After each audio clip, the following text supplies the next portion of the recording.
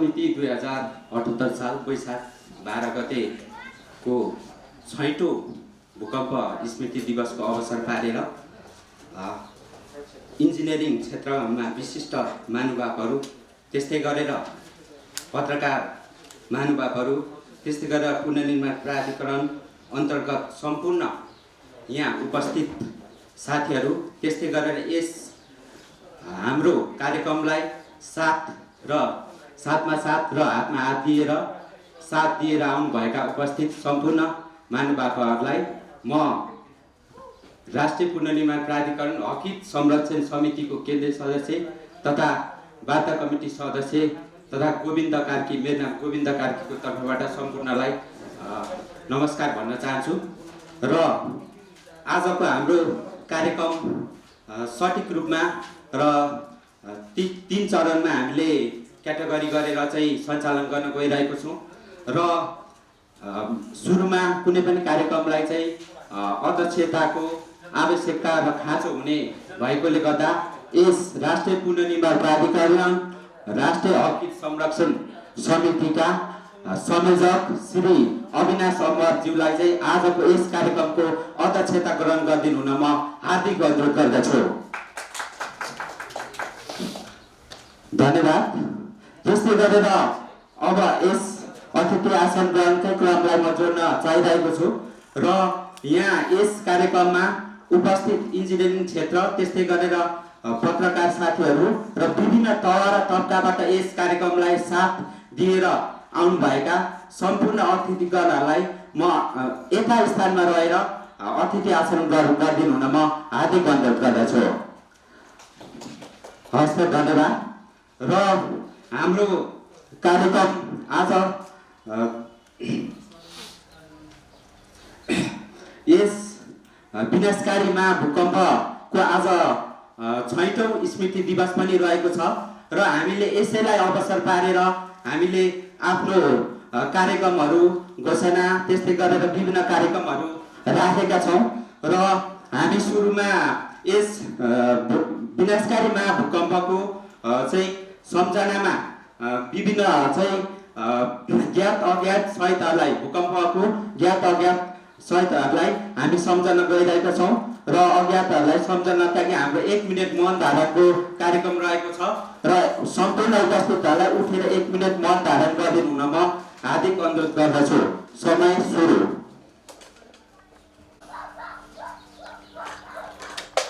भइसकेपछि अब निरन्तर अगाडि बढाउन गइरहेको छु र हाम्रो यस पछाडिको कार्यक्रम भनेको दीप प्रज्वलन गर्ने कार्यक्रम रहेको छ।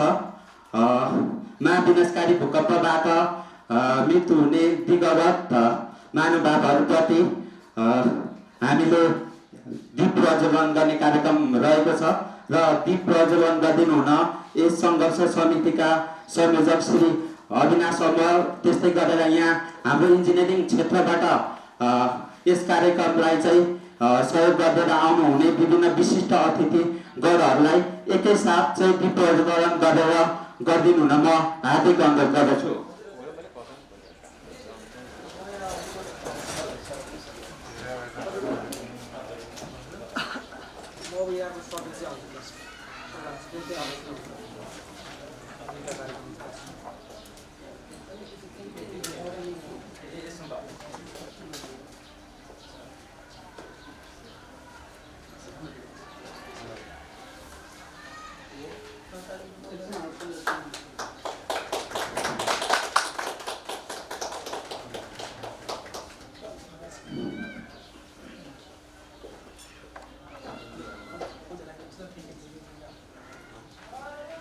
हस् त, धन्यवाद सम्पूर्ण अतिथिगणहरूलाई।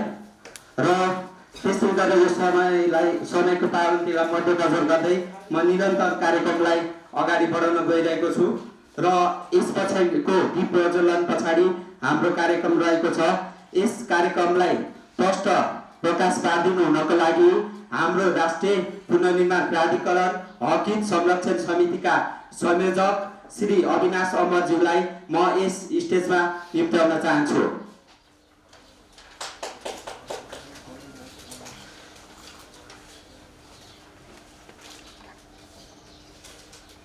धन्यवाद गोविन्दजी। आजको यस कार्यक्रममा उपस्थित हुनुहुने इन्जिनियरिङ क्षेत्रका प्रभुत्व व्यक्तित्वहरू, राज्यको चौथो अङ्गलाई जीवन्त राख्ने पत्रकार मित्रहरू, महाविनाशकारी भूकम्प पश्चात देशका कुना काप्चामा देश र जनतालाई सर्वोपरि मानि खटिनुभएका प्राविधिक साथीहरू, आज बडो दुःखका साथ भन्नुपर्छ, धरहरा खडिएको छ, रानी पोखरी सजिएको छ, लाखौं सांस्कृतिक सम्पदाहरू जीवन्त भएका छन्, तर ती सम्पूर्णलाई जीवन्त रूप दिने पुनर्निर्माण प्राविधिकहरू आज चरणबद्ध आन्दोलन घोषणा गर्न यहाँ रिपोर्टर्स क्लबमा उभिएको छ। देशका 2000 भन्दा बढी प्राविधिकहरूलाई काठमाडौँको सडकमा उत्रिन विवश बनाइन्छ र 4000 प्राविधिकहरूलाई राजीनामा दिन विवश बनाइन्छ अनि मात्र हक अधिकार प्राप्ति हुन्छ। यी दुःखका क्षणहरू केवल कसैको स्वार्थको निम्ति, कसैको पहुँच बढाउनका निम्ति अहिलेका निर्माणहरू भएका छन् कि भन्ने पनि लाग्छ, तर साँचो अर्थमा यसलाई जीवन्त रूप दिने प्राविधिकहरू जहिले पनि मारमा रहेका छन्। आज 5 वर्षभन्दा बढी समय हामीले पुनर्निर्माणमा खर्चिएका छौँ। त्यस अवधिमा हाम्रो वृत्ति विकास लगायतका विभिन्न किसिमका मुद्दाहरू स्वयं सम्बन्धित पक्षले अगाडि सार्नुपर्ने हो, सरकारले अगाडि सार्नुपर्ने हो। आजको मुख्य कार्यक्रम हामीले चरणबद्ध आन्दोलन घोषणा गर्नकै लागि आयोजना गरेका छौँ र हामीले भत्ता र व्यवस्थापनका दुईटा माग राखेका छौँ। 2077 साल चैत्र महिना 30 गते सम्पूर्ण 32 जिल्ला अन्तर्गतका डिएलपिआईहरूमा हामीले 12 दिने अल्टिमेटम, केन्द्रीय आयोजना कार्यान्वयन निकायमा 12 दिने अल्टिमेटम र प्राधिकरणलाई समेत हामीले 12 दिने अल्टिमेटम दिँदै हाम्रा भत्ता र व्यवस्थापनको लागि बोलिदिनुहोस्, निर्णय गरिदिनुहोस् भनेर समय सीमा तोकेका थियौँ। तर सो अवधिभित्र पनि हाम्रा मागहरू पुरा नभइसके पश्चात आज भूकम्प स्मृति दिवस मनाउँदै चरणबद्ध आन्दोलन कार्यक्रम घोषणा गर्न हामी बाध्य भएका छौँ र आज हामीले आतिथ्यता ग्रहण गर्नुहुने इन्जिनियरिङ क्षेत्रका प्रभुत्व व्यक्तित्वहरूलाई हामीले यहाँ डाकेका छौँ।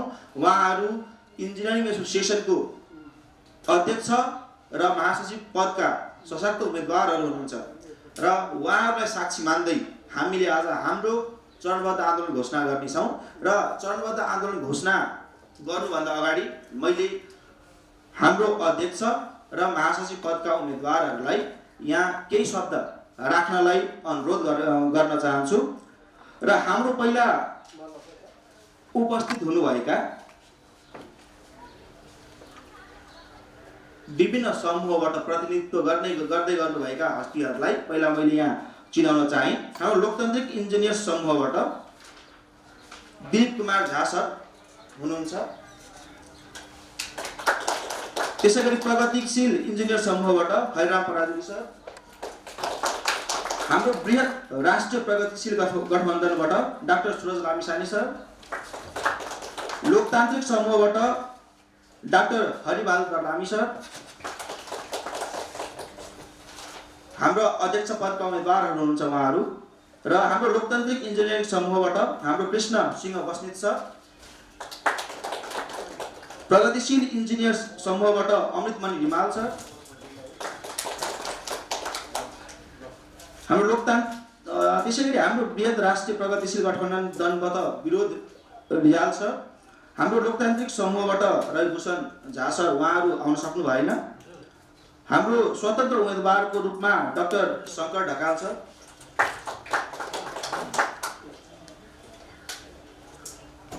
उहाँहरूलाई हामीले महासचिव पदका उम्मेदवारहरूलाई 3 मिनेट र अध्यक्ष पदका उम्मेदवारहरूलाई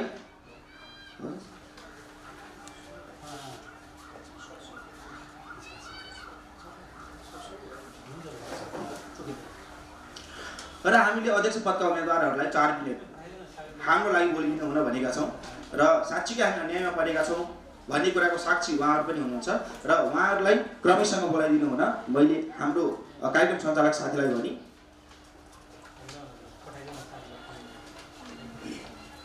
हस्त यस कार्यक्रमका अध्यक्षता गर्नुभएका अविनाश सरलाई धन्यवाद।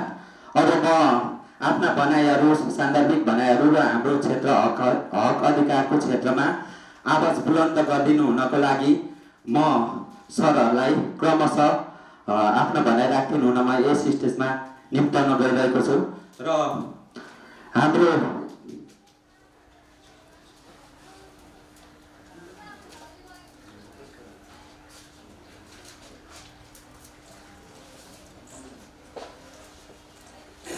यस महासचिव पदका उम्मेदवार अमृत मणि रिमासालाई म यस स्टेजमा निम्ताउन चाहन्छु।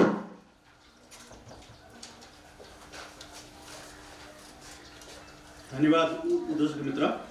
यस कार्यक्रमका अध्यक्षज्यू र 33औं कार्यकारी इन्जिनियर एसोसिएसनको चुनावमा प्रत्याशी हुनुभएका सम्पूर्ण अध्यक्ष र महासचिवका उम्मेदवार साथीहरू लगायत पत्रकार लगायत सम्पूर्ण साथीहरूमा मेरो हार्दिक नमस्कार।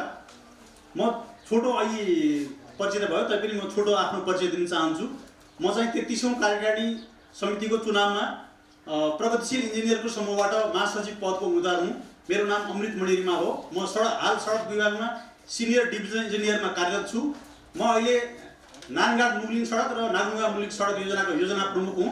मैले त्रिभुवन विश्वविद्यालयबाट 2056 सालमा ब्याचलर इन सिभिल इन्जिनियरिङ गरेको हुँ र त्यस्तै पोखरा युनिभर्सिटीबाट एमएससी इन कन्स्ट्रक्सन म्यानेजमेन्ट गरेको हुँ। र मेरो चाहिँ नि अहिले राष्ट्रिय पुनर्निर्माण प्राधिकरणका साथीहरूले जति कुरा उठाउनु भएको छ त्यसमा हाम्रो समूहको पूर्ण समर्थन छ। यहाँहरूलाई हाम्रो हरेक समूहमा यहाँहरूलाई हाम्रो साथ रहनेछ, म यो तपाईँहरूलाई आश्वस्त पार्न चाहन्छु। त्यस्तै अब हाम्रो समूहले यो आगामी चुनावमा चाहिँ के मुद्दा उठाएको छ भन्ने विषयमा म छोटो तपाईँहरूलाई चाहिँ म यहाँ जानकारी गराउन चाहन्छु।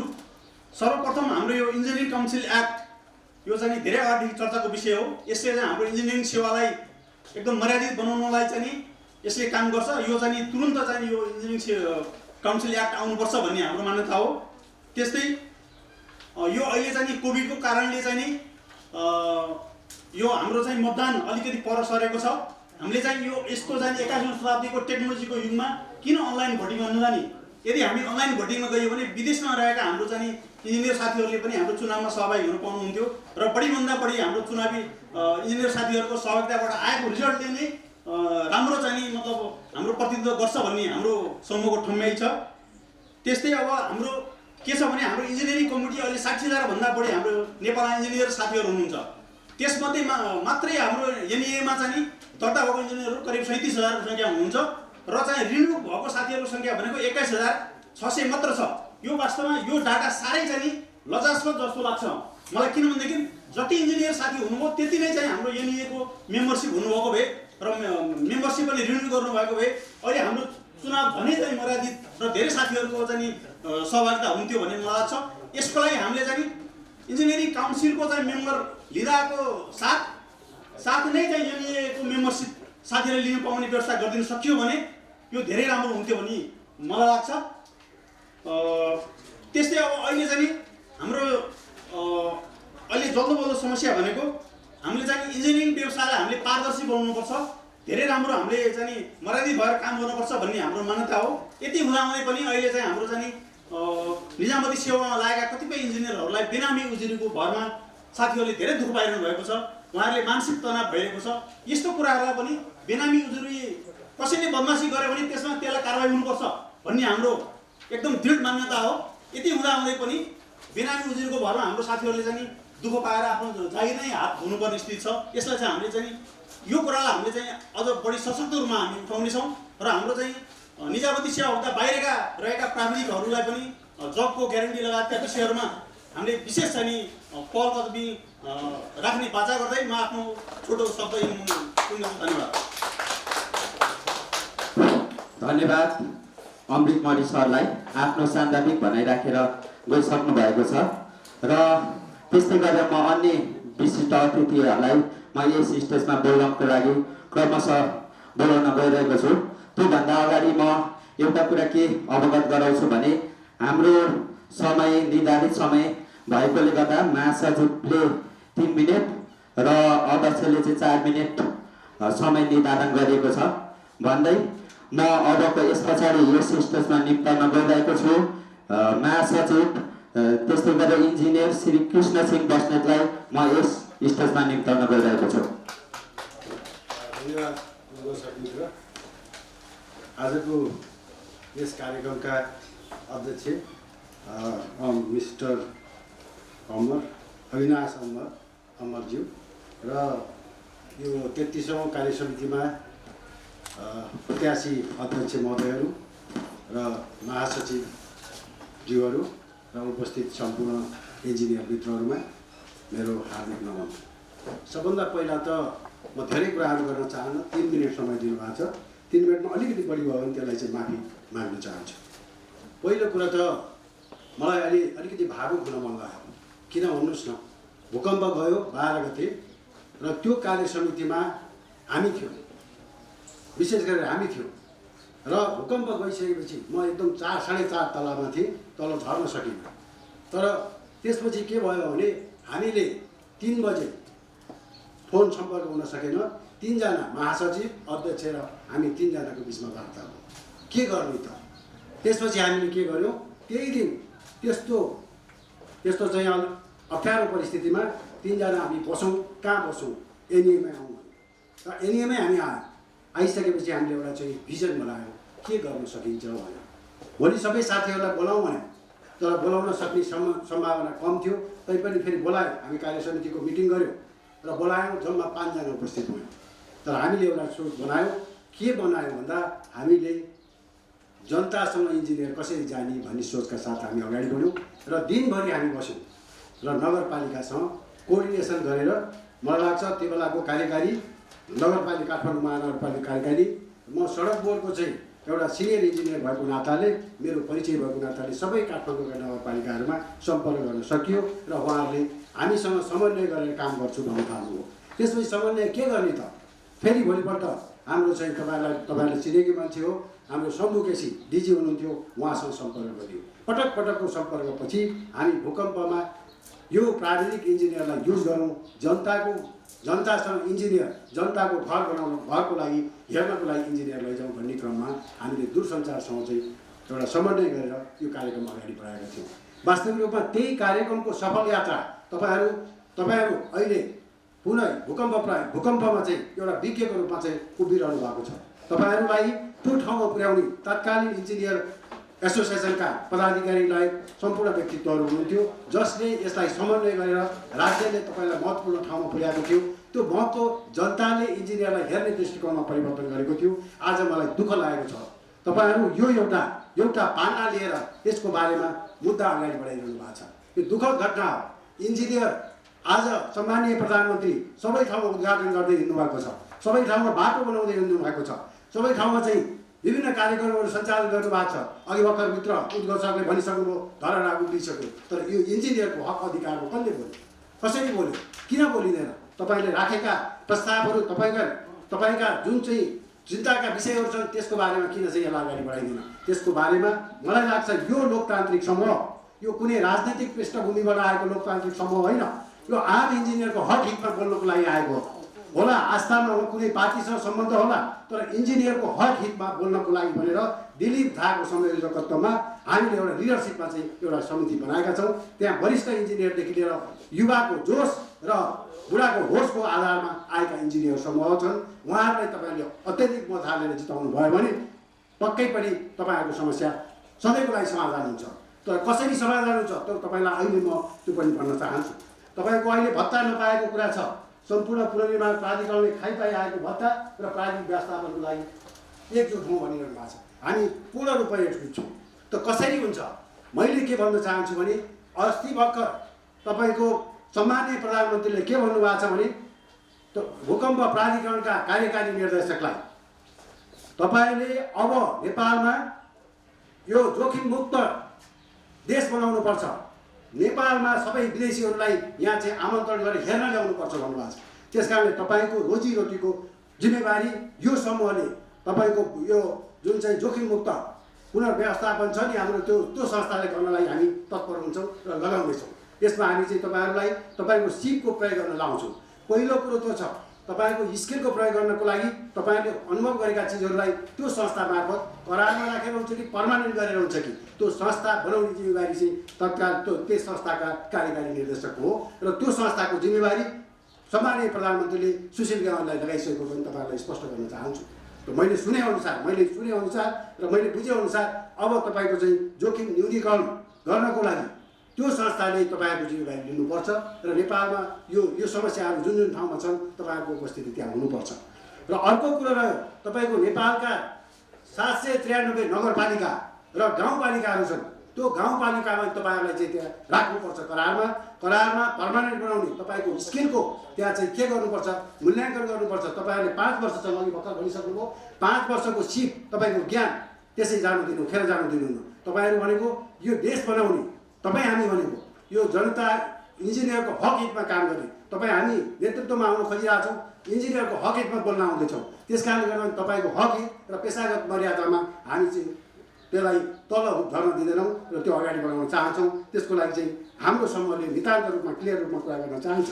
अर्को कुरो पनि म तपाईँलाई के भन्न चाहन्छु भने तपाईँहरूले सिकेको जुन निजी आवासको लागि नगरपालिका र गाउँपालिकामा प्रयोग गर्न सक्ने सिपको लागि पनि हामी सम्मान गर्न चाहन्छौँ।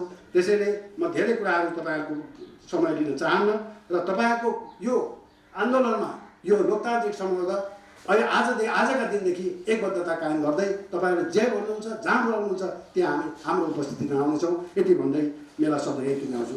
आयोजक जसले यहाँ हामीलाई निमन्त्रणा गरेर बोल्ने मौका दिनु उहाँप्रति पनि म विशेष कृतज्ञता व्यक्त गर्न चाहन्छु। धन्यवाद।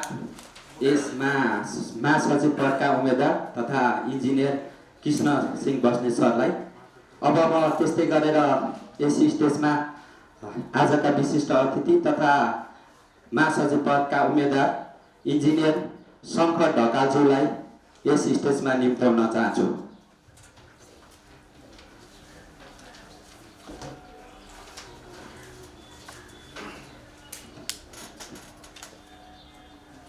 हेलो नमस्ते भाइ।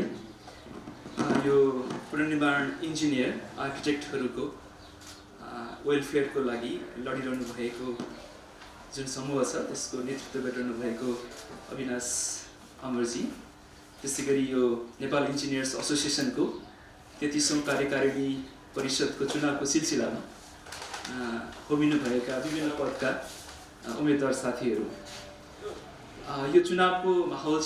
चुनावको माहौलमा रिकन्स्ट्रक्सन इन्जिनियरका साथीहरूले आफ्नो एजेन्डा राखिराख्दाखेरि स्वाभाविक रूपमा त्यसलाई नो भनिँदैन, यस भनिन्छ। त्यो एजेन्डा ठिक छ बेठिक छ भनेर म यहाँ भन्न आएको पनि होइन। त्यसै गरी जब त्यो कहाली लाग्दो भुइँचालो गएको थियो, म जापानबाट सिभिल स्ट्रक्चरल इन्जिनियरिङमा पिएचडी सकेर अस्ट्रेलियाको टप युनिभर्सिटी मेलबर्नमा अर्थक्वेक र अर्थक्वेक रेजिस्टेन्ट डिजाइन भूकम्प इन्जिनियरिङ र भूकम्प प्रतिरोधी घर सम्बन्धीको रिसर्च गरिरहेको थिएँ। त्यो कहाली लाग्दो समय अहिले सम्झँदाखेरि अत्यास लागेर आउँछ। त्यस पछाडिको देशको सेवा गर्ने, देशको पुनर्निर्माणमा सेवा गर्ने हुटुटीका साथ म आफ्नो व्यक्तिगत खर्चमा त्यहाँको सबै एफिलिएसन छोडेर यो राष्ट्रको पुनर्निर्माणमा कसरी नवप्रवर्तनकारी प्रविधिहरू लागू गर्न सकिन्छ भनेर यो देशको सेवा गर्न फर्केको म एउटा योद्धा हुँ। त्यो मेरो कथा भन्न पनि म यहाँ आएको छैन। तपाईँले युट्युबमा गएर शङ्कर ढकाल रिकन्स्ट्रक्सन हाल्नुभयो भने मेरा कथा मेरा गतिविधिहरू सबै देख्नुहुन्छ। गुगलमा गएर शङ्कर ढकाल रिकन्स्ट्रक्सन हाल्नुभयो भने मेरो ब्लग स्पटमा हामीले त्यो जुन ड्यामेज एसेसमेन्टदेखि लिएर विभिन्न जिल्लाका विभिन्न गाउँमा गएर जनताहरूलाई सुसूचित गरेको त्यो अभियान तपाईँले भेट्नुहुन्छ। त्यो सबै कुराहरू म भन्न आएको छैन। म के कुरा चाहिँ यहाँ जानकारी गराउन चाहन्छु भनेदेखि यो देश हामी समृद्ध राष्ट्र सुखी नेपाली बनाउने भनेका छौँ। यो देशलाई हामी भूकम्प प्रतिरोधी बनाउन चाहन्छौँ। यो देशलाई हामी विपद प्रतिरोधी बनाउन चाहन्छौँ। त्यसो हो भने त्यो त कमन एजेन्डा होला नि। त्यो अविनाश अमरको नेतृत्वमा उठेको समूहको एजेन्डा होइन होला नि। त्यो हामी यो नेपाल इन्जिनियर्स एसोसिएसनभित्र विभिन्न डेमोक्रेटिक प्रोग्रेसिभ के नामबाट हामी जुन बनेका प्यानलहरू छौँ नि, त्यसको आफ्नो छुट्टा एजेन्डा होइन होला नि, त्यो त समान एजेन्डा होला नि त।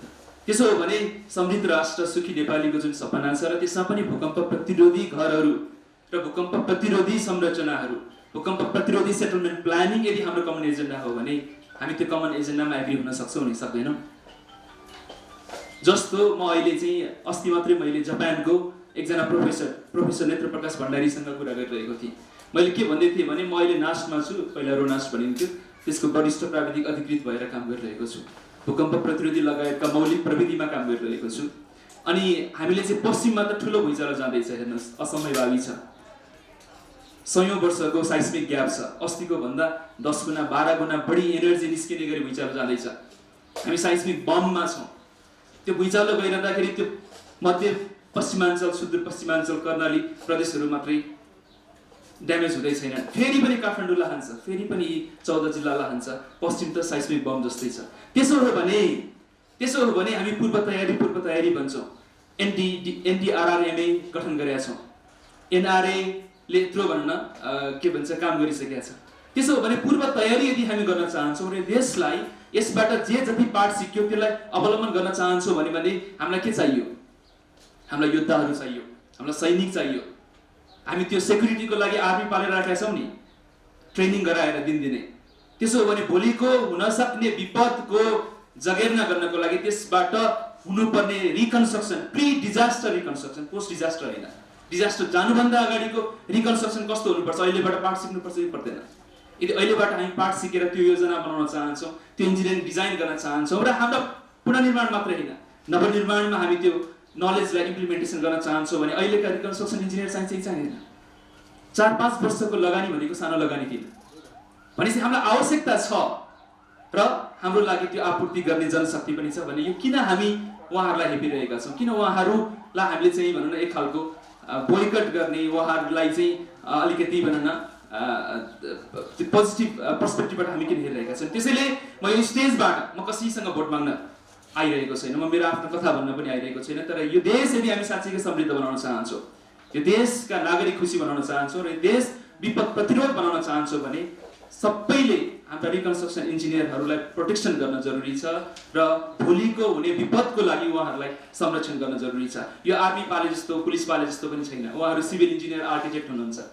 सडकको गाउँमा अथवा सहरमा सडकको डिजाइन गर्नु पर्यो भने उहाँले गर्नुहुन्छ, खानेपानीको उहाँले गर्नुहुन्छ, सिँचाइको उहाँले गर्नुहुन्छ, ऊर्जाको उहाँले गर्नुहुन्छ। त्यसैले रिकन्स्ट्रक्सनको भुइँचालो गएपछि मात्र तपाईँ प्रयोग हुने भन्ने छैन। हेर्नुहोस् त, भनेपछि यसमा किन हामी सानो मन गरिरहेछौँ? यसलाई ऋषिमन भएर सोचौँ, ठुलो हृदयले सोचौँ र ती साथीहरूलाई कसरी हुन्छ प्रोटेक्सन गर्ने। उहाँहरू त हाम्रो सम्पत्ति हो, उहाँहरूलाई हामीले प्रोटेक्सन गर्ने होइन, हाम्रो एजेन्डाको लागि, प्रधानमन्त्री केपी ओलीको एजेन्डाको लागि, यो देशका सबै काङ्ग्रेस, कम्युनिस्ट जो छन् वैकल्पिक शक्तिको एजेन्डाको लागि,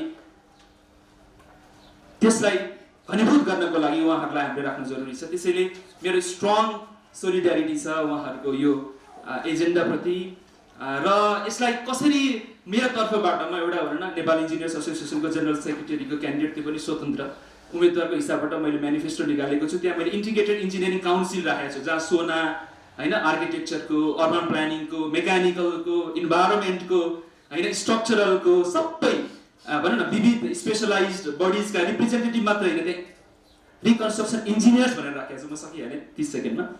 भनेपछि मैले गर्न सक्ने भनेको त्यो कमिटीमा रिकन्स्ट्रक्सन इन्जिनियर चाहिन्छ भन्ने मैले फिल गरेको छु। नभए भने त्यो कमिटी अपुरो हुन्छ, किन उहाँहरूको नलेज, उहाँहरूको एक्सपिरियन्स हामी त्यसलाई डकुमेन्ट गर्न चाहन्छौँ र हाम्रो हरेक गतिविधिमा उहाँहरूको त्यो अनुभव रिफ्लेक्सन होस् भन्ने चाहन्छौँ। किनभने त्यसरी मात्रै यो राष्ट्र सुखी हुन सक्छ, यो राष्ट्र समृद्ध हुन सक्छ, यो राष्ट्र विपद प्रतिरोध हुन सक्छ। यदि भन्दै मैले मेरो भनाइ यही टुङ्ग्याउन चाहेँ। धेरै धेरै धन्यवाद। नमस्कार। हस् त, धन्यवाद। हस् त, यसमा सचिव पदका आकाङ्क्षी उम्मेदवार तथा युवा इन्जिनियर शङ्कर ढकाल सरलाई धन्यवाद। अब त्यस्तै गरेर म अर्को यस कार्यक्रमका विशिष्ट अतिथिलाई यस स्टेजमा निम्ताउन गइरहेको छु। उहाँ हुनुहुन्छ सुरज लामिछाने सर, उहाँलाई यस स्टेजमा म निम्ताउन चाहन्छु। मैले बोल्न सुरु गरेपछि मेरो टाइम मिलाइदिनु है, त्यो टाइम लिमिटेड छ, सबै चिज मिलाउनु पर्ने, समय छोटो भएको हुनाले टाइम स्टार्ट।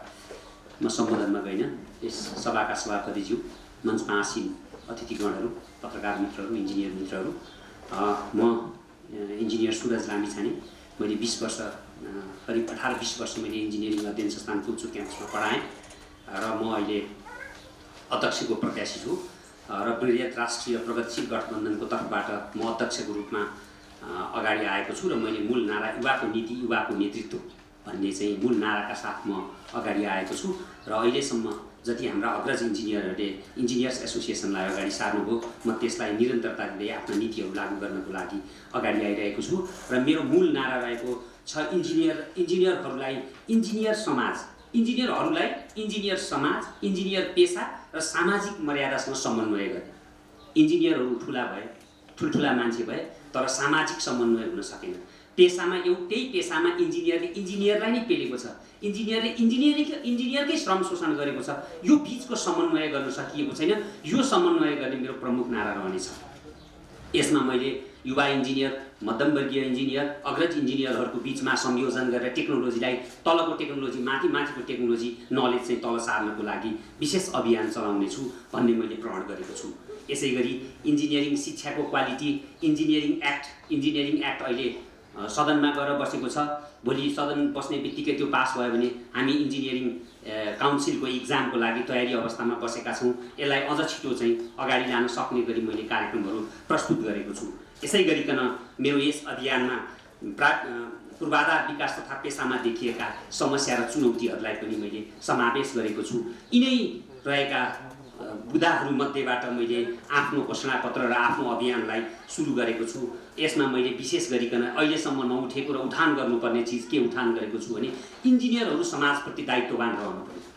इन्जिनियर चाहिँ माथि गएको गई समाज चाहिँ तल बसेको र इन्जिनियरले सामाजिक दायित्व निर्वाह गर्न नसकेको हो कि जसले गर्दा सबैभन्दा पहिला समाजले औँला उठाउन इन्जिनियरिङ पेसामा रहेका मान्छेहरूलाई औँला उठाइरहेको छ।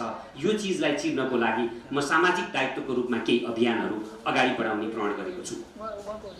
यस्तै गरिकन इन्जिनियर्स एसोसिएसनले हालसम्म जुन गतिविधि गरेर आइरहेको छ त्यो गतिविधि सम्मानजनक गतिविधि छ र यसमा अहिले जति देखिएको ल्यागिङ छ, चाहे त्यो निजामती सेक्टरमा देखिएका प्राविधिकलाई अप्राविधिकको घोचपेच र तपाईँको समान लेभलमा भएका अप्राविधिकहरूलाई चाहिँ अप्राविधिकहरूले प्राविधिकलाई गरेको थिचोमिचो र इन्जिनियरिङ अभ्यासका विषयहरू यी सबै चिजको मैले कन्क्लुजन ड्र गरेर एउटा के अभियान चलाउने निर्णय गरेको छु भने इन्जिनियरको राज्य सञ्चालनमा पहुँच र सहकार्य चाहिँ हामीले गर्नुपर्छ भन्ने नाराका साथ मैले मेरो अभियानलाई अगाडि बढाएको छु। मैले तपाईँहरू अब म यो कार्यक्रममा आएँ, यो कार्यक्रममा यो पुनर्निर्माणमा रहनुभएका जति इन्जिनियर साथीहरू हुनुहुन्छ उहाँले लामो समयसम्म गर्व गर्ने अवस्था रहेको छ। किनभने ढलेको देशलाई फेरि उठाउने जमर्को कसैले गरेको छ भने पुनर्निर्माण प्राधिकरणमा रहनुभएका इन्जिनियरहरूले गर्नुभएको छ। र अहिले समग्र इन्जिनियरिङ प्रोफेसनको चाहिँ इन्ट्री हेर्ने हो भने निजामतीको भन्दा इन्जिनियरिङको साह्रै कम छ भन्ने विषयमा धेरैचोटि नेताहरूले पनि उठाउनु भएको छ। विशेष गरिकन सामान्य प्रशासनका मन्त्रीहरूले नै उठाउनु भएको छ। त्यसैले गर्दा सरकारले यो फिल गरेको छ कि इन्जिनियरको पहुँच, इन्जिनियरको सङ्ख्या सरकारमा अथवा राज्य निर्माणमा साह्रै कम भएको छ। यसलाई इन्हान्स गरेर लानुपर्नेछ भन्ने कुरा उठेको छ। योभन्दा अगाडि 29औं कार्यकारिणी समितिमा हुँदाखेरिमा हामीले एक गाविस एक इन्जिनियर, एक गाविस एक आइटी इन्जिनियर भन्ने अभियान सुरु गरेका थियौँ। त्यो अभियानले अहिले सबै गाविसहरूमा आइटी इन्जिनियर र इन्जिनियरहरूको व्यवस्थापन गरेको छ। तर त्यो व्यवस्थापन भौतिक पूर्वाधार निर्माणमा थियो भने अबको व्यवस्थापन भनेको के हो त भन्दा हरेक वडा अथवा हरेक गाविसहरूमा भूकम्प प्रतिरोधात्मक भौतिक संरचनाहरू निर्माण गर्ने, बिल्डिङको मात्रै कुरा भएन, अब बन्ने सबै संरचनाहरूमा पुनर्निर्माण गर्दा सबै संरचनाहरू निर्माण गर्दाखेरिमा भूकम्प प्रतिरोधात्मक संरचना तयार गर्नुपर्छ भन्ने किसिमको हाम्रो सोच र माग रहेको छ। यही अनुसार एनआरएमा रहनुभएका इन्जिनियर साथीहरूले जुन उठान गर्नुभएका विषयहरू छन्, एउटा उठान गर्नुभएका विषय एनआरए रहँदासम्मका विषय हो भने एउटा एनआरए नरहिसकेपछिको व्यवस्थापनको विषय हो। त्यो विषयमा तपाईँहरूले उठान गर्नुभएको विषयमा वृहत राष्ट्रिय प्रगतिशील गठबन्धन तपाईँको पछाडि रहनेछ र तपाईँहरूको उचित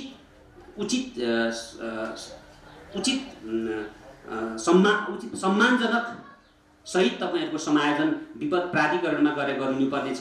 तपाईँहरूको सम्मानजनक समायोजन हरेक गाविसमा रहेका वडाहरूमा अथवा नगरपालिकामा रहेका वडाहरूमा तपाईँहरूको समायोजन हुनुपर्ने छ भन्ने माग राख्दै म यहाँबाट आफ्ना कुराहरू बन्द गर्छु। हस्, नमस्कार।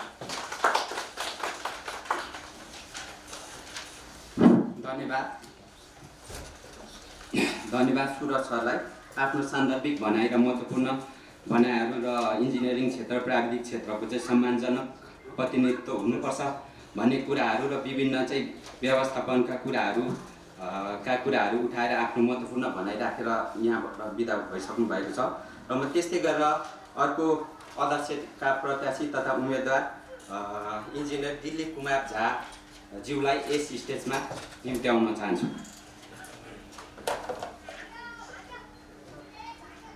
यस कार्यक्रमका अध्यक्षता गर्नुभएका हाम्रो अमर बालकज्यू, हाम्रा विभिन्न समूहबाट नेपाल निर्वाचनलाई नेतृत्व प्रदान गर्न चाहने हाम्रा साथीहरू, अध्यक्ष, महासचिव पदका प्रत्याशीहरू, सँगसँगै हाम्रा प्यारा यो सञ्चार क्षेत्रबाट आउनुभएका सञ्चारकर्मी साथीहरू र अन्य साथीहरू, इन्जिनियर साथीहरू। अब मैले भन्नुपर्दा चाहिँ सबभन्दा पहिले त के छ भने मेरो महासचिव कृष्ण सिंह बस्नेतले जुन कुराहरू भनिसक्नु भएको छ त्यसलाई रिपिट नगरिकन त्यसमा 100% समर्थन गर्दै म आफ्नो मन्तव्य अगाडि बढाउँछु। अब यहाँ चाहिँ जुन विषयमा हामी आज उहाँहरूले भेला बोलाउनु भएको छ, यो अन्तर्क्रिया गर्न खोज्नु भएको छ, त्यसमा मात्रै फोकस गरेर बोल्नुपर्छ जस्तो मलाई लाग्छ। यहाँ आफ्नो घोषणापत्रको बारेमा बोल्ने हो भने मेरो घोषणापत्रको बारेमा बोल्ने, अरूले आफ्नो घोषणापत्रको बारेमा बोल्ने, त्यसको लागि छुट्टै आयोजना गरौँ। त्यसमा कसको घोषणापत्र कति राम्रो छ नराम्रो छ, कसले कति चाहिँ इन्जिनियर हकितको लागि चाहिँ आफ्नो यो राखेको छ, त्यो कुरा छुट्टै यो गरौँला। आज जुन उद्देश्यले अमर बालकजीले हामीलाई यो ठाउँमा बोलाउनु भएको छ त्यसको एउटै मात्र उद्देश्य के हो भने हाम्रो यो पुनर्निर्माणका इन्जिनियर साहबहरूले जुन समस्या भोगिराख्नु भएको छ त्यसको बारेमा यो बारेमा भन्नुपर्दा म एउटा कुरा के जानकारी गराउन चाहन्छु भने म आफ्नो समूहको घोषणापत्र तयार गर्दाखेरि हामीले यो पुनर्निर्माणका सहसचिव श्याम किशोर सिंहसँग बोलाएर उहाँसँग छलफल गरेँ। तपाईँहरूको अफिसको समस्या, किनभने अमर बालकजीले पहिले जुन गर्नुभएको थियो आन्दोलन अलिअलि मलाई थाहा थियो त्यसको बारेमा, तर पूर्ण रूपमा जति ज्ञान उहाँलाई त्यो फिल्डका साथीहरूलाई हुन्छ त्यति त मलाई हुँदैन। त्यसकारण मैले श्याम किशोर सिंह, उहाँ चाहिँ मेरो चण्डीगढबाट पास गरेका 350 इन्जिनियरको संस्था छ, त्यसको म अध्यक्ष छु। उहाँ श्याम किशोर सिंह मेरो महासचिव हो। उहाँसँग मैले बसेर चाहिँ छलफल गरेछु र छलफलको दरमियानमा उहाँले जे कुराहरू राख्नुभयो त्यो कुरा चाहिँ हामीले आफ्नो घोषणापत्रमा समेटेको छु। वास्तवमा भन्नुपर्दा यो हाम्रो जुन यो भूकम्प पुनर्निर्माणका साथीहरू हुनुहुन्छ उहाँसँग ठुलो नै अन्याय भएको छ। कहीँ पनि यस्तो अन्याय सहनु नै हाम्रो लागि चाहिँ इन्जिनियरहरूको लागि चाहिँ दुर्भाग्यको कुरो हो। इन्सेन्टिभ नदिने त्यस्तो पनि हुन्छ र दुर्गम क्षेत्रमा काम गर्ने टिएडिए को राम्रो व्यवस्था नगर्ने, प्रोत्साहन भत्ता नदिने, योभन्दा पनि अन्याय के हुन्छ राज्यबाट? यसको विरुद्धमा चाहिँ हामी जोरदार माग उठाउनै पर्छ र उहाँहरूले जुन माग उठाउनु भएको छ त्यसमा हामी चाहिँ 100% हाम्रो समूहको समर्थन छ। हामी चाहिँ त्यसमा चाहिँ उहाँहरूको सँगसँगै सहकार गर्न तयार छु। यो प्रतिबद्धता पनि म यही मञ्चबाट दिन चाहन्छु। र मेरो अर्को प्रतिबद्धता के हो भने अमर बालकजी जसले चाहिँ यो इन्जिनियरहरू समूहको कुरालाई पहिले पनि उजागर गर्नुभएको थियो, यो भूकम्प पुनर्निर्माणका साथीहरूको 2000 भन्दा बढी इन्जिनियर साथीहरूको समस्यालाई, त्यसको बारेमा यो रूपमा बोलिराख्नु भएको छ। हामी इन्जिनियर समूहका नेताहरू आफूले नेता भन्छौँ तर त्यो बारेमा हामी किन बोल्न सकेको छैन? आज चाहिँ हामी क्यान्डिडेट भएर आउँदा मात्रै बोल्ने हो र? अरू बेला हामी कहाँ थियौँ? वास्तवमा चाहिँ अमर बालकजी जस्तो उहाँलाई चाहिँ हामीले वास्तवमा उहाँलाई नेता बनाउनु पर्ने जस्तो लाग्छ मलाई। हामीभन्दा बढी चिन्तित हुनुहुन्छ यहाँहरूको समस्याको लागि। अब त मेरो एउटा योजना अझै थप के हुन्छ भने हामी चुनावमा जितेर त्यहाँ पुगिसकेपछि अमर बालकजीलाई एउटा त्यस्तो कमिटी बनाउँछौँ जुन कमिटीमा उहाँसँग फिडब्याक लिएर यहाँहरूको समस्यामा हाम्रो इन्जिनियर्सले कसरी चाहिँ अगाडि यो गर्न सक्छ त्यो बारेमा सहकार गर्छौँ उहाँसँग। वास्तवमा भन्नुपर्दा यहाँहरूको 5 वर्षको त्यो अनुभवलाई राज्यले सम्मान गर्न सक्नुपर्छ। यहाँहरूलाई चाहिँ आशापछि के हुने, भविष्य के हुने त्यो अनिश्चितता छ।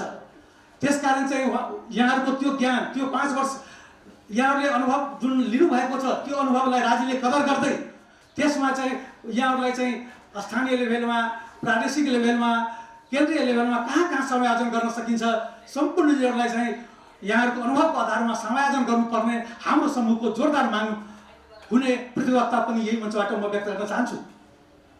र अघि चाहिँ हाम्रो सुरजीले भन्नुभयो 29औं कार्यकारीको म उपाध्यक्ष थिएँ, उहाँ चाहिँ उपमहासचिव हुनुहुन्थ्यो। त्यो बेलामा पनि यो जुन उहाँले भन्नुभयो नि कि यो आइटी फिल्डको र यो फिल्डको चाहिँ हामीले स्थानीय लेभलमा यो गर्ने यो गरेका थियो, जमर्को गरेका थियो। वास्तवमा भन्नुपर्दा त्यो पनि नपुग्यो। म त के भन्छु भने त्यो लेभलमा किन आइटी इन्जिनियर, सिभिल इन्जिनियर मात्रै किन, आर्किटेक्ट इन्जिनियर मात्रै किन, त्यहाँ एग्रिकल्चर इन्जिनियर चाहिँदैन, अरू फिल्डका इन्जिनियर चाहिँदैन। त्यसकारण त्यो लेभल स्थानीय लेभलसम्म सम्पूर्ण विभागका इन्जिनियरहरूलाई जबको ग्यारेन्टी दिने र यहाँहरूको अनुभव जुन छ त्यसलाई चाहिँ राज्यले प्राथमिकता दिने काममा हामीले के बोल्नुपर्छ, हाम्रो समूहले कति हदसम्म जानुपर्छ, आन्दोलनमा यहाँसँग जानुपर्छ कि धरना बस्नुपर्छ कि अनसन बस्नुपर्छ कि जुनसुकै यहाँहरूले चालु भएको कदममा हाम्रो पूर्ण साथ हुनेछ। यो यति प्रतिबद्धता व्यक्त गर्दै म आफ्नो सानो मन्तव्य यहीँ टुङ्ग्याउँछु। धन्यवाद। धन्यवाद अध्यक्ष पदका आकाङ्क्षी तथा इन्जिनियर दिलीप कुमार झा सरलाई। अब त्यस्तै गरेर म यस स्टेजमा आजका कार्यक्रमका विशिष्ट अतिथि तथा अध्यक्ष पदका उम्मेदवार डाक्टर हरि बहादुर दलामीज्यूलाई यस स्टेजमा निम्त्याउन गइरहेको छु। यस कार्यक्रमका सभापति अविनाश अमरज्यू, इतिहासमा आसीन उम्मेदवारज्यूहरू, पत्रकारज्यूहरू, साथीहरू, इन्जिनियरहरूको भूमिका विकाससँगै विपदमा पनि रहँदै आएको छ। 2072 सालको महाभूकम्प पश्चात नेपाल इन्जिनियर एसोसिएसनको समन्वयमा धेरै इन्जिनियरहरू जनताको घर दैलोमा पुगेर आफ्नो सिप ज्ञानको सेवा प्रदान गरिसक्नु भएको छ, जुन नेपाल इन्जिनियर एसोसिएसनको इतिहासमा सराहनीय कार्य हो। उक्त भूकम्प पश्चात नेपालमा पुनर्निर्माण प्राधिकरण स्थापना भयो र त्यसमा धेरै इन्जिनियरहरूले राष्ट्रिय पुनर्निर्माण प्राधिकरणको उद्देश्य प्राप्तिका लागि दिनरात खटेर अहोरात्र आफ्नो सेवा प्रदान गर्नुभयो। त्यस क्रममा उहाँहरूले विगत दूरदराजमा आफ्नो स्वास्थ्यको लागि पनि राम्रोसँग हेरचाह गर्न नसक्ने गाउँ बस्तीहरूमा उहाँहरूले आफ्नो सिप, आफ्नो ज्ञान प्रदान गर्नुभयो र बिल्डिङ कोड सहितका भवनहरू, भूकम्प प्रतिरोधी क्षमताका विभिन्न संरचनाहरू बनाउनुभयो। अहिले पुनर्निर्माण प्राधिकरणको कार्यकाल सकिँदै गर्दा उहाँहरू चरणबद्ध आन्दोलनमा अगाडि आउनुभएको छ। राष्ट्रिय पुनर्निर्माण प्राधिकरणका इन्जिनियरहरूको माग सम्बन्धमा सोसाइटी अफ सिडेनले राष्ट्रिय पुनर्निर्माण प्राधिकरणका सिओलाई आफ्नो मागपत्र बुझाइसकेको छ र नेपाल इन्जिनियर एसोसिएसनको 32औं कार्यकारी समितिमा पनि आफ्ना मागहरू राखिएको छ। तर 32औं कार्यकारी समितिले जुन रूपमा हाम्रो साथीहरूको मागलाई सम्बोधन गर्नुपर्ने हो त्यसलाई अगाडि बढाउन सकेन। हाम्रा साथीहरू विशेष गरी दुईवटा माग लिएर अगाडि बढिरहनु भएको छ। एउटा उहाँहरूले पाउँदै गरेको भत्ता, प्रोत्साहन भत्ताको निरन्तरता। हामी लोकतान्त्रिक समूह उहाँहरूको भत्ताको लागि उहाँले गरेको निरन्तर सङ्घर्षमा हामी ऐक्यबद्धता जाहेर गर्दछौँ र भत्ताको निरन्तरताको लागि जोडदार माग गर्दछौँ। हाम्रा इन्जिनियर साथीहरूले 5 वर्षको अवधिमा योग्य हुनुभयो, धेरै ट्रेनिङहरू लिनुभयो, अनुभवी हुनुभयो। त्यो अनुभव राज्यको सम्पत्ति हो। त्यो सम्पत्तिलाई राज्यले व्यवस्थापन गर्न सक्नुपर्छ। त्यसको लागि हामी इन्जिनियरहरू सम्पूर्ण इन्जिनियर समूहबाट हामीहरूको ऐक्यबद्धता छ। यसलाई संयोजन गर्ने विभिन्न वेहरू छन्। हामीहरू पुनर्निर्माण मात्र होइन, नयाँ निर्माणमा पनि जानुपर्छ। दूर दराजमा रहेका संरचनाहरू भूकम्प प्रतिरोधी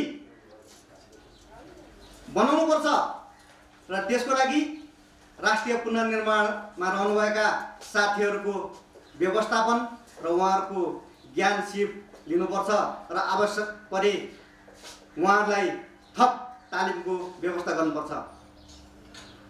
नेपाल सरकारका संरचना निर्माण क्षेत्रका विभिन्न इन्जिनियरहरू लिने गर्दा राष्ट्रिय पुनर्निर्माणमा काम गर्नुभएका साथीहरूलाई विशेष ग्राह्यता दिनुपर्छ। त्यस्तै गरेर केन्द्र प्रदेश स्थानीय तहमा इन्जिनियरहरूलाई राख्दै गर्दा पुनर्निर्माणमा कार्य गर्नुभएका साथीहरूको ज्ञान सिप प्रयोग गरेर सम्पूर्ण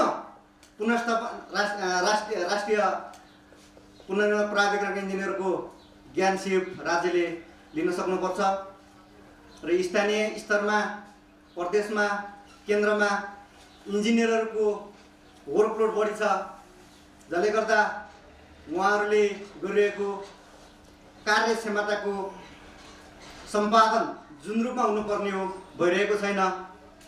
हुनसक्छ उहाँहरूमा यस प्रकारको क्षमताहरू ट्रेनिङहरू कम छ, जुन कुराहरू हाम्रा इन्जिनियर साथीहरूमा छ। उहाँहरूको व्यवस्थापन केन्द्रदेखि प्रदेशदेखि स्थानीय सभमा उहाँहरूको ज्ञान सिप लिने गर्दा राज्यले इन्जिनियरहरूको समष्टिगत कार्यक्षमता बढाउँछ र जनता लेभलमा आफ्नो सेवा सुविधा अझै चुस्त दुरुस्त राख्नमा सहयोग गर्दछ। हामी लोकतान्त्रिक समूहका इन्जिनियरहरूको हक हितको लागि र पेसागत मर्यादालाई अभिवृद्धि गर्नको लागि हामीहरू निकट भविष्यमै हुन गइरहेको निर्वाचनमा अगाडि गइरहेका छौँ र आगामी दिनमा यहाँहरूको आन्दोलनलाई ऐक्यबद्धता जनाउँदै र यहाँहरूसँग कार्य गर्ने प्रतिबद्धता जनाउँदै आफ्ना भनाइहरू यहीँ टुङ्ग्याउँछु। धन्यवाद, नमस्कार। धन्यवाद डाक्टर हरि बहादुर दलामी सरलाई। आफ्नो ऐक्यबद्धता र हाम्रो कार्यक्रमलाई साथ र सहयोग पूर्णता रहन्छ भन्दै आफ्नो भनाइहरू राखेर बिदा भइसक्नु भएको छ र त्यस्तै गरेर म मन्तव्यकै क्रमलाई जोड्न चाहिरहेको छु। त्यस्तै गरेर अर्को अध्यक्षका प्रत्याशी तथा डाक्टर हरिराम पराजुलीलाई यस स्टेजमा निम्त्याउन चाहन्छु। धन्यवाद।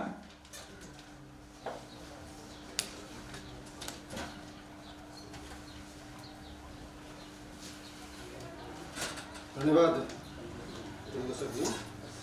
यस कार्यक्रमका अध्यक्ष सहित यहाँ मञ्चमा आसीन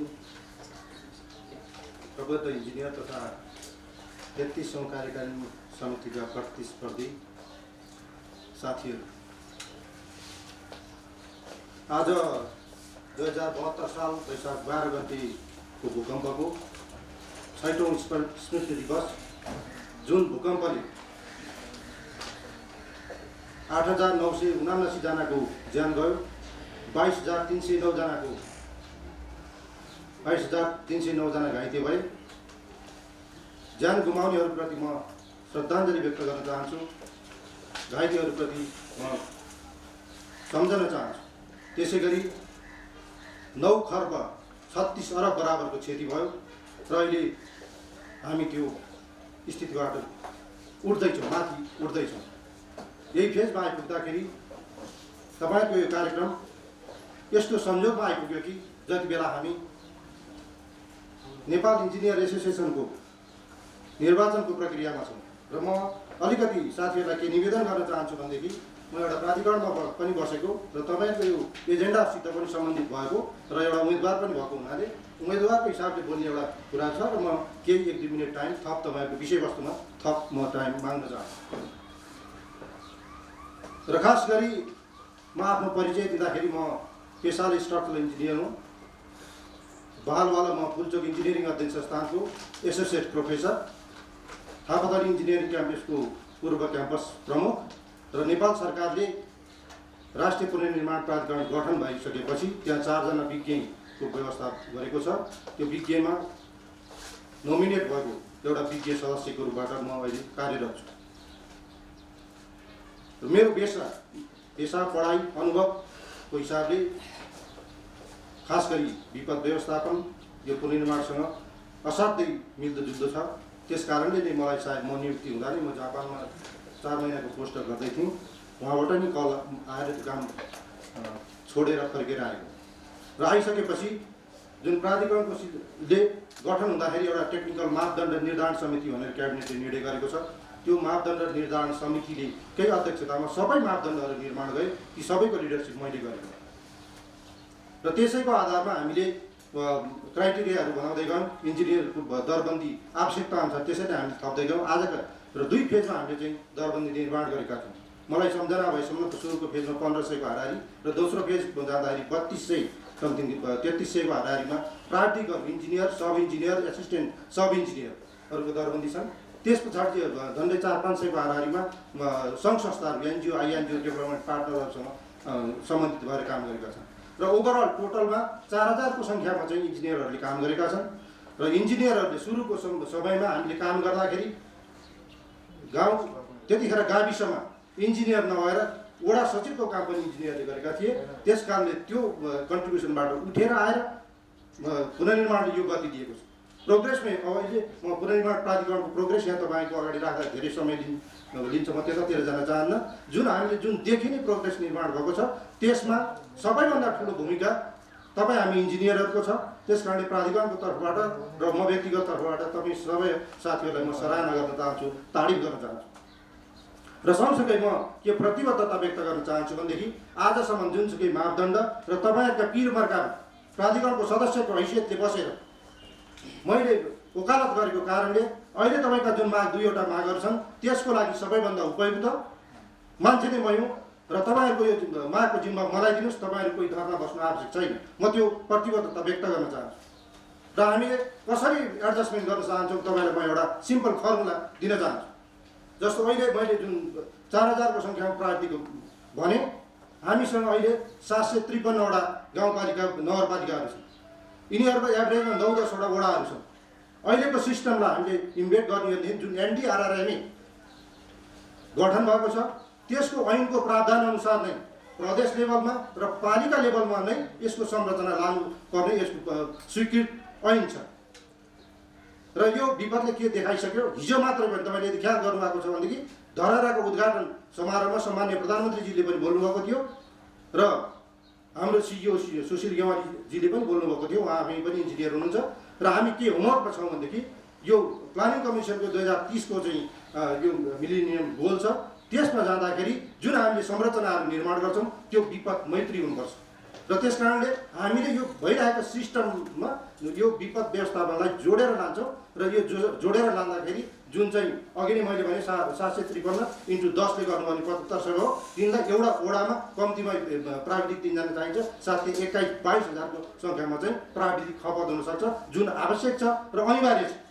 जुन चिज प्राविधिक सङ्घहरूको सङ्ख्या कम भएको छ भन्ने कुराहरू विभिन्न समयमा त्यहाँ बसेर लिडरसिप गर्नुहुने माननीय मन्त्रीज्यूहरूले नै बोलाएको विषय नै हो।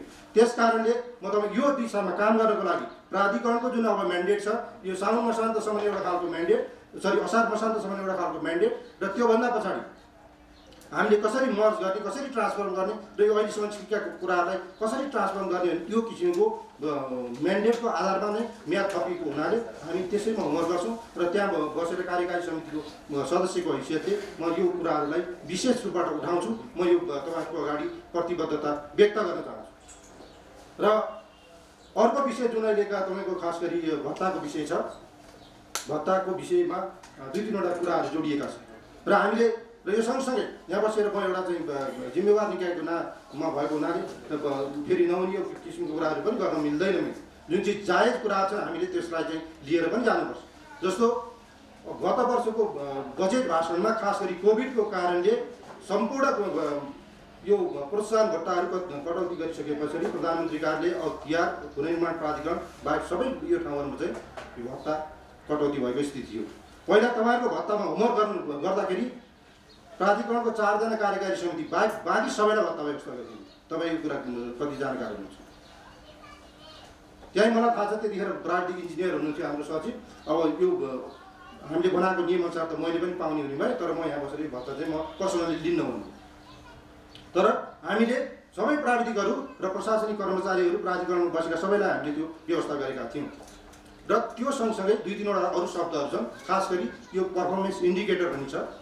त्यसै गरी अर्को विषय यो चाहिँ स्थानीय र दुर्गमको आधारमा भन्ने छ। त्यस कारणले खास गरी फ्ल्याटमा प्रोत्साहन भत्ता भन्ने चिज चाहिँ बजेटले काटिसकेको हुनाले अर्को बजेटले नखुलाएसम्म सायद यो विषयमा हामीले तपाईँलाई पहल गर्न सक्छौँ, त्यसको निश्चितता हुँदैन। त्यस कारणले हामीले फेयर बोल्नुपर्छ। तर यो सँगसँगै खास गरी दुर्गम र स्थानीयता, दुर्गममा गएको यो रुरल ठाउँहरूमा बसेको आधारमा पाउने भत्ताहरूको विषयमा चाहिँ होमवर्क भइरहेको छ। मैले आज पनि यसको लेटेस्ट स्ट्याटस के छ भनेर यहाँ आउनुभन्दा अगाडि पनि मैले प्राधिकरणमा यो रिपोर्ट लिएको थिएँ र यो विषयमा हाम्रा जुन सिआरपिआईहरूमा यो लेखेर गइसकेको छ।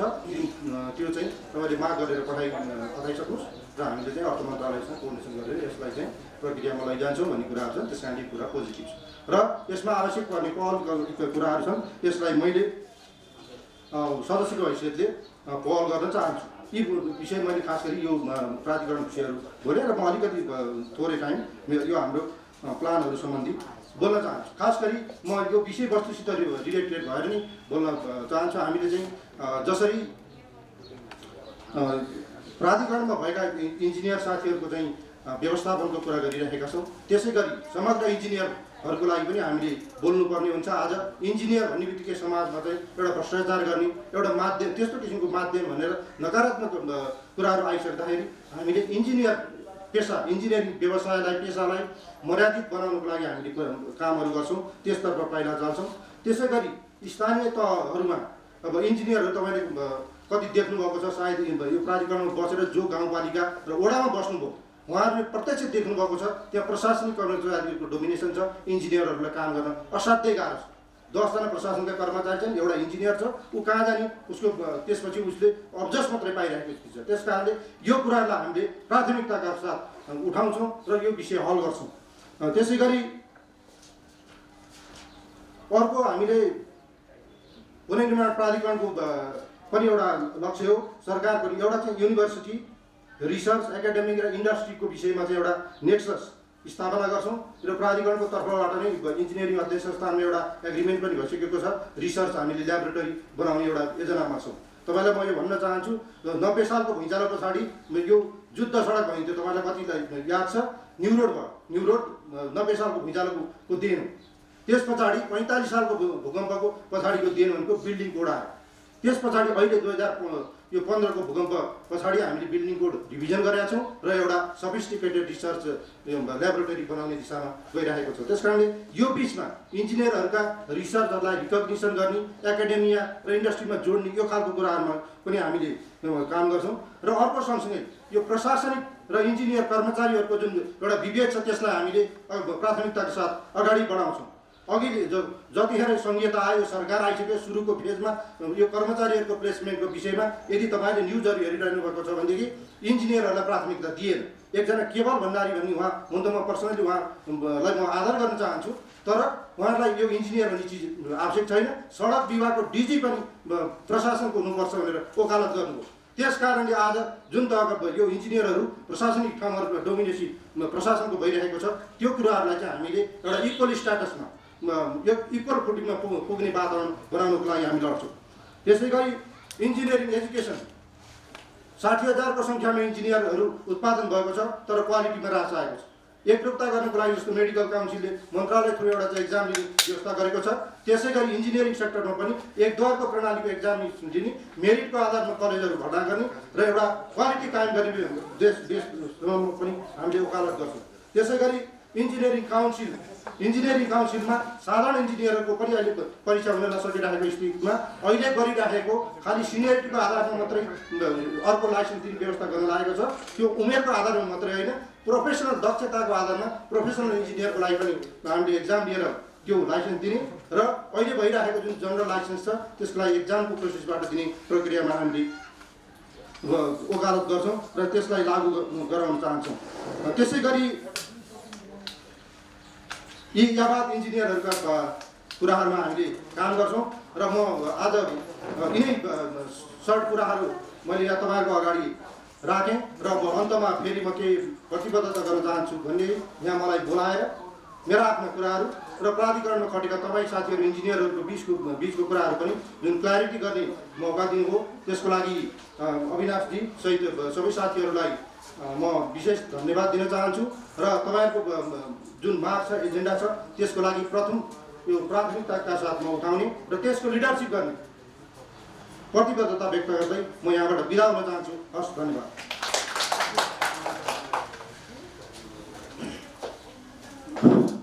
धन्यवाद हरिराम पराजुली सरलाई। साँच्चै नै उहाँको कुरा सान्दर्भिक छ र उहाँको भनाइहरू एकदम जायज छ। हाम्रो कुराहरू वास्तवमा यिनै कुराहरू रहेका छन् र उहाँले उठाएका कुराहरू हाम्रो मनमा लागेका र अहिले हामी बाध्य भएर काठमाडौँ आउनु परेका कुराहरूलाई उठान गर्नुभएको छ र म समयको पाबन्दीलाई मध्यनजर गरी कार्यक्रम लगभग अन्त्य चरणतिर छुट्याउन गइरहेको छु। त्योभन्दा अगाडि यो भन्न गइरहेको छु कि साँच्चै नै हामी एकदमै अन्यायमा परेका छौँ। हामीलाई अत्याचार भएको छ, हेपाइ भएको छ। अघि हरि सरले पनि भनिसक्नुभयो, प्रशासनिक क्षेत्रको चाहिँ एक खालको दबदबा कायम छ र इन्जिनियरिङ क्षेत्रलाई चाहिँ अलि पेल्ने, अलि चाहिँ नेगेटिभ सेन्सले चाहिँ हेर्ने, एक खालको चाहिँ भ्रष्टाचारी, एक खालको चाहिँ नेगेटिभ सेन्सले लाउने भन्ने खालको एक खालको कुरा छ। यो वास्तवमा फिल्डमा पनि र चाहिँ गाउँ गाउँमा यस्तै नै भएको छ र हाम्रो राष्ट्रिय पुनर्निर्माण प्राधिकरणमा 3 तहको कर्मचारी गरेर हामीले खटाएको छ। इन्जिनियर, सब इन्जिनियर र असिस्टेन्ट सब इन्जिनियर गरेर 4000 को हाराहारीमा। र साँच्चै नै पीडा छ भन्नुपर्दाखेरि म एउटा कुरो जोड्न चाहे। म सोलुखुम्बमा कार्यरत छु र त्यहाँनिर चाहिँ फिल्ड जाँदाखेरि इन्जिनियर प्राविधिकहरूलाई हेली चार्टर गरेर पनि हामीले चाहिँ रेस्क्यु गरेर जिल्ला ल्याउनु पर्ने बाध्यता छ। यस्तो बाध्यता मेरो सोलुखुम्बुमा मात्रै होइन, हाम्रो सोलुखुम्बु समग्र 32 जिल्लामा समस्या छ इन्जिनियर प्राविधिकहरूको भन्न चाहन्छु। र हाम्रोमा यो माग र हाम्रो चाहिँ आन्दोलन यो पहिलो चरण होइन, हाम्रो चाहिँ यो तेस्रो चरणको रहेको छ र दोस्रो चरणमा हामीले चरणबद्ध रूपमा 4000 चाहिँ इन्जिनियर प्राविधिकहरूले एकदम इन्जिनियरिङ सेक्टरकै ठुलो आन्दोलन भनेर हामीले भनेको छ। त्यो आन्दोलन गर्यो र काठमाडौँ आयो र सम्बोधन हुन्छ, केही क्षणमा चाहिँ 7 दिनभित्रमा सम्बोधन हुन्छ भनेर हाम्रो एनआरएमा चाहिँ सिओ साहबले भन्नुभएको थियो।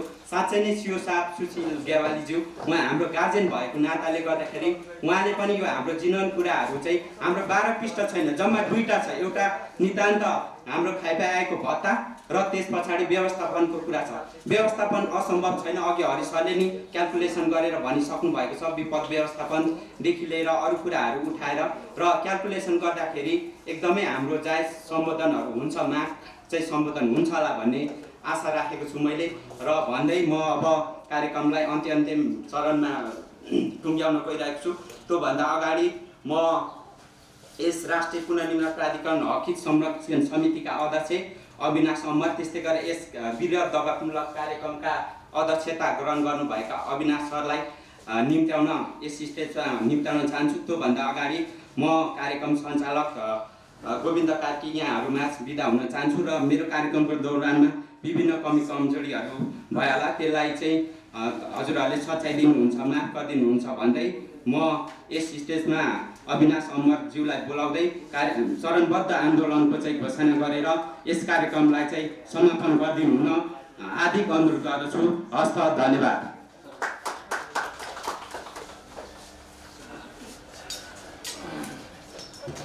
धेरै धेरै धन्यवाद गोविन्दजी। उपस्थित हुनुभएका सम्पूर्ण फेरि पनि नमस्कार। यहाँ देखिराख्नु भएको छ एउटा प्राविधिकको हात एउटा एक्सिडेन्ट भएको छ, हातमा चोट लागेको छ, औँलामा नङ छैन। यो कार्यक्षेत्रबाट फर्किँदै गर्दाखेरि एउटा बाइक एक्सिडेन्टमा भएको हो। तपाईँले मलाई मात्र देखेर एउटा अनुमान के लाउन सक्नुहुन्छ भन्दाखेरि हामी कति दूरदराजमा गएर काम गर्दै गर्दा हाम्रो अवस्था, हामीले कस्ता गतिविधिहरू हाम्रा सकारात्मक हुँदाहुँदै पनि हामीले आरोप लाउने जस्ता कुराहरू हाम्रो सेकेन्डरी पाटो भयो। अहिले हामी केवल भत्ता र व्यवस्थापनको लागि माग उठाइरहेका छौँ। हामीले विगतमा पनि देखेका छौँ हाम्रा कुराहरू उठ्दै जाँदाखेरि, हामीले हाम्रा आवाजहरू राख्दै जाँदाखेरि ती आवाजहरूलाई केवल धेरैले आफ्नो प्रगतिको सिडी चढ्ने भर्याङ बनाएका छन्।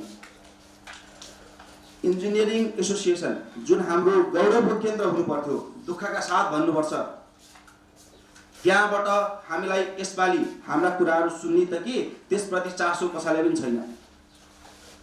यहाँ पदाधिकारीहरू देख्नु भएको छ, अगाडि बस्नु भएको छ। घोषणापत्र सबैका राम्रा छन्। हामी चाहन्छौँ ती केवल घोषणापत्रमा होइन, ती घोषणापत्रहरू कार्यान्वयन हुन्। केवल जितेर मात्रै होइन, जित्नु भयो भने पक्कै पनि उहाँहरू इन्जिनियरिङ एसोसिएसनका पदाधिकारीको रूपमा त्यसलाई कार्यान्वयन गर्नुहुन्छ। तर नजितेको खण्डमा पनि आफ्नो स्थानबाट ती घोषणापत्रलाई पुरा मूर्त रूप दिनलाई लाग्नुहुनेछ भन्ने हामीले आशा गरेका छौँ। नेपाल इन्जिनियर्स एसोसिएसनमा माघ 9 गते 4000 प्राविधिकहरूका आवाज लिएर हामीले एउटा पत्र बुझाएका थियौँ। तर दुःखका साथ भन्नुपर्छ, अहिलेसम्म त्यो पत्रको कुनै पनि जवाब हामीले पाएका छैनौँ। हाम्रो पछाडि अखिल नेपाल सरकारी अस्थायी करार तथा जागिरदारी कर्मचारी महासङ्घ उभिएको छ, साथमा साथ दिन्छौँ भन्नुभएको छ। तर हाम्रो इन्जिनियरिङ एसोसिएसनबाट हामीले कुनै जवाब पाएका छैनौँ। हामीले देखेका थियौँ पछिल्लो आन्दोलनमा यो हल भरिएको थियो, हाम्रा साथीहरूले बाहिर उभिने ठाउँ थिएन। तर कोभिड महामारीलाई हामीले मध्यनजर गर्दै हामीले हाम्रो उपस्थितिलाई न्यून बनाएका छौँ। 4000 प्राविधिकहरू अझै पनि यो विषम घडीमा पनि काठमाडौँ उत्रिन तयार छन्। तर 4000 प्राविधिकलाई उतार्नु पक्कै पनि बुद्धिमत्ता हुँदैन भन्ने हिसाबले केन्द्रीय समितिले उतार्ने कुनै पनि निर्णय गरेको छैन र विवश भएर चरणबद्ध आन्दोलन अझै पनि घोषणा गर्न बाध्य छ। घोषणा गर्नुभन्दा अगाडि मैले एकपल्ट विगत सम्झाउन चाहे। हामीले 2 वर्ष अगाडि चैत्र 3 गते हाम्रो 32वटा जिल्ला डिएलपिआईहरूमा तालाबन्दी गरेका थियौँ। त्यो हाम्रो रहर थिएन, हाम्रै अफिसमा तालाबन्दी गर्ने हाम्रो रहर थिएन। हामीले बाध्य भएर तालाबन्दी गरेका थियौँ। हामी चैत्र 10 गते 2 वर्ष अगाडि काठमाडौँको सडकमा 2000 भन्दा बढी प्राविधिकहरू उत्रेका थियौँ। त्यो पनि हाम्रो रहर थिएन, बाध्य भएर उत्रेका थियौँ। र अन्ततः वैशाख 12 गते 2 वर्ष अगाडि हामी बाध्य भएर 4000 प्राविधिकहरूले काम छोडेका थियौँ। र काम नछोडिन्जेलसम्म हाम्रा मागहरूप्रति कसैले सुनिदिएन, कसैले वास्ता गरेनन्। विडम्बना, हाम्रो देशको विडम्बना भनौँ वा हाम्रो सरकारको भनौँ वा प्राधिकरणको भनौँ, यहाँ मैले कसैलाई दोषारोपण गर्न चाहिनँ। यहाँ त जुनै जोगी आयो भने कानै चिरेको भन्ने जुन एउटा कथन छ, त्यसलाई पो सार्थकता दिएको हो कि भन्ने देखिन्छ। पत्रकार साथीहरू र यहाँ उपस्थित हुनुभएका अग्रज प्रबुद्ध इन्जिनियर सरहरूलाई मैले विनम्र भएर के अनुरोध गरेँ भने पुनर्निर्माण प्राविधिकको लागि यी आवाजहरू उठाउँदै गर्दाखेरि उहाँहरूले कतिको मेहनत गर्नुभएको छ। अहिले 93% घरहरू बनेका छन्। ती लाभ्राहीहरूको अनुहारमा खुसी छर्ने काम कसले गरेको छ त्यो कृपया एकपल्ट अध्ययन गरिदिनुहोस्। धरारा ठडाएको भनेर धेरैले भनेका छन्, रानी पोखरी सजाएको भनेर धेरैले भनेका छन् र लाखौं सांस्कृतिक सम्पदाहरू बनाएको भनेर धेरैले जोस कमाउन चाहेका छन्। तर ती कुनै पनि स्ट्रक्चरहरू हामी प्राविधिक बिना खडिने थिएनन्। त्यही भएर पनि हाम्रो मेहनतलाई कदर गरिदिनुहोस् र हाम्रो मेहनतलाई सम्पूर्ण देशवासी सामु लगिदिनुहोस् र हाम्रा मागहरू सुनाइदिनुहोस् भनेर सम्पूर्णमा हामीले अनुरोध गर्न चाहन्छौँ। र अबको हाम्रो कार्यक्रमहरू पस्किँदै गर्दाखेरि हामी यसपालि काठमाडौँको सडकमा मास उतार्दैनौँ। हाम्रो कार्यालय यसपालि तालाबन्दी गर्ने भन्ने हाम्रो कुनै योजना छैन। तर आज वैशाख 12 गते हामीले दुःखका साथ बाध्य भएर चरणबद्ध आन्दोलन पस्किँदै गर्दाखेरि चैत्र 30 गते 12 दिने अल्टिमेटम प्रति कुनै सुनवाई नभइसकेपछि 12 दिने अल्टिमेटम पश्चातको हाम्रो चरणबद्ध आन्दोलन घोषणा गर्ने भन्ने प्रतिबद्धता स्वरूप आज हामी यो कदम उठाउन बाध्य भएका छौँ। भोलि वैशाख 13 गते र वैशाख 14 गते हामीले हाम्रो सम्पूर्ण कार्यक्षेत्रमा कालो पट्टी लगाएर काम गर्नेछौँ, कालो धागा लगाएर काम गर्नेछौँ। त्यसै गरी 15, 16 र 17 गते हामी हाम्रो कार्यक्षेत्रमा पेन डाउन गरी बस्नेछौँ र यो 1 हप्ते अवधिमा हाम्रा कुराहरू सुनिएनन् भने बाध्य भएर फेरि पनि 4000 प्राविधिकहरू पुनर्निर्माणको कार्यबाट अलग हुने घोषणा गर्दछु। रहर होइन साथीहरू, यो हाम्रो बाध्यता हो। सरकारले हामीलाई सुन्दैन, प्राधिकरणले हाम्रो निमित्त अब केही गर्न सक्छु भन्ने लाग्दैन भने हामी लज्जाको सामना गरेर यो जागिर खाइरहन सक्दैनौँ। तसर्थ 4000 प्राविधिकहरूले वैशाख 18 गते एउटा सार्वजनिक कार्यक्रम गरेर हाम्रो राजीनामा उद्घोष गर्दै सम्पूर्ण राजीनामाहरू हाम्रो सम्बन्धित ठाउँमा बुझाउनेछौँ। यो कुरा अवश्य पनि लेखिदिनु होला र त्यस पश्चात लाभग्राहीहरूले के गर्नुहुन्छ त्यो लाभग्राहीहरूप्रति हामीले क्षमा अवश्य पनि माग्नुपर्ने हुन्छ। नैतिक दायित्वले पनि हामी क्षमा माग्दछौँ र 18 गते पश्चात यदि हाम्रा मागहरू पुरा भएनन् भने हामी पूर्ण रूपमा बाहिरिनेछौँ र सम्पूर्ण अबको हाम्रो व्यवस्थापन होस्, हाम्रो भत्ता होस्, हाम्रा कदम हुन्, सम्पूर्णलाई अब व्यवस्थापन गरिदिनु हुनलाई मैले साक्षी बस्नुभएका उम्मेदवार र महासचिव पदका प्रभुत्व व्यक्तिहरूलाई जिम्मेवारी लाउँदै हाम्रो लाभग्राहीहरूलाई के गर्नुहुन्छ फर्काउने भए पनि फर्काउनुहोस्, नभए नफर्काउनुहोस् भनेर जिम्मा लाउँदै हामी बाहिरिनेछौँ। र यति भन्दै हामीले प्रेस विज्ञप्ति सम्भवतः सम्पूर्ण पत्रकार साथीहरूको हातमा पुर्याएका छौँ। यदि पाउनु भएको छैन भने यहाँबाट लिनुहोला र कुनै प्रश्न भए अवश्य पनि राख्नु होला, होइन भने मेरा शब्दहरू र हाम्रो चरणबद्ध आन्दोलन उद्घोष मैले यही समाप्त गर्दछु। धन्यवाद।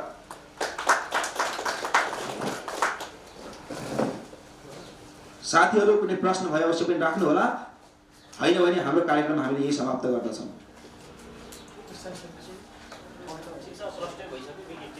अवश्य पनि हाम्रो प्रेस विज्ञप्ति हामीले प्रत्येक पत्रकार साथीहरूको हातमा पुर्याएका छौँ। त्यसबाट हामीले प्रश्न पारेका छौँ सम्पूर्ण कुराहरू र त्यसै अनुसार अवश्य पनि हजुरहरूले समाविष्ट गरिदिनुहुन्छ, हाम्रो आवाज गरिदिनुहुन्छ।